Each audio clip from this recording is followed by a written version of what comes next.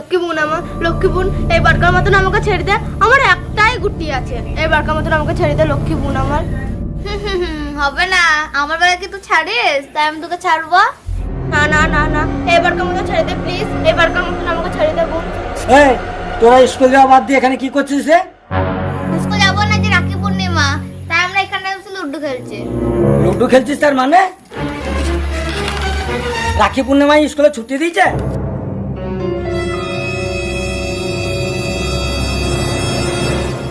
চ স্কুল চ।